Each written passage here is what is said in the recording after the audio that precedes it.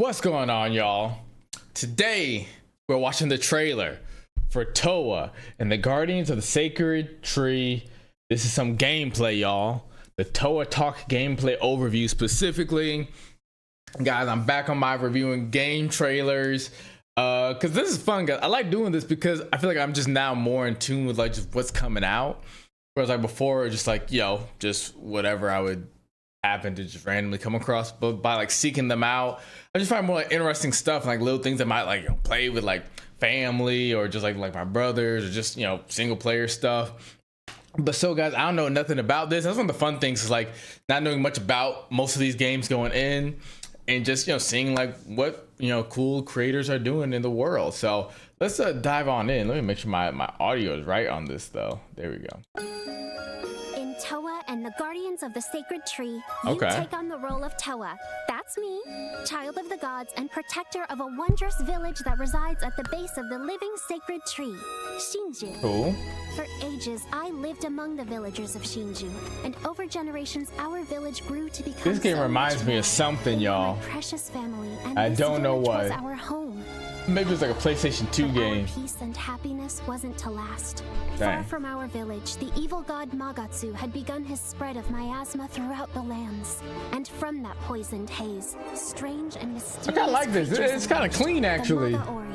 These beasts leave terror and like the way like the creatures and the style of them. More land, and finally, I like a clean art style. I don't even know if that if that makes sense, but our spirits will not be broken. To avert this crisis, Shinju has bestowed upon us a divine proclamation. Like Chinese style artwork is cool. Oh, this artwork is crazy. Wait a second. No, I think I've seen something about this actually. That fish man look hella familiar. Maybe I did see a trailer of this. I think they got like a cat guy too, or a dog.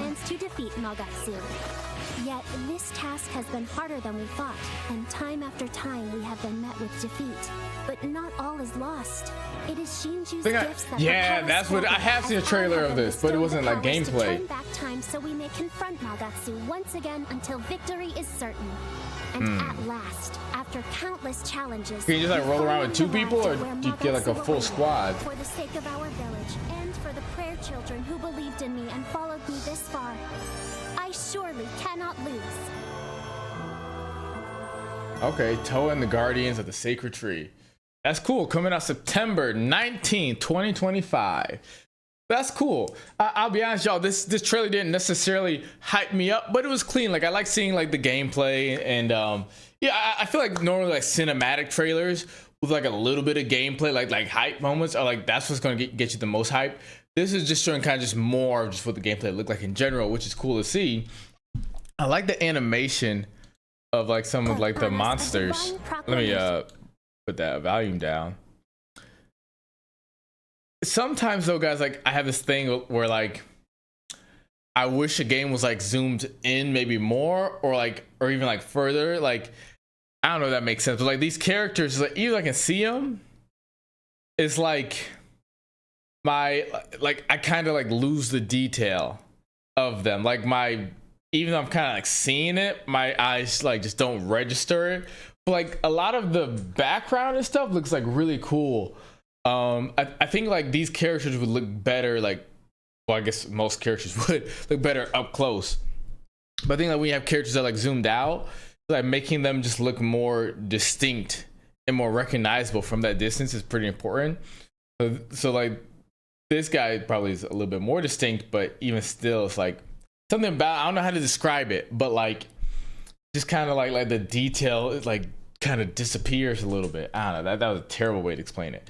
The monsters though, I like the monsters animations. And like I don't know, the combat looks pretty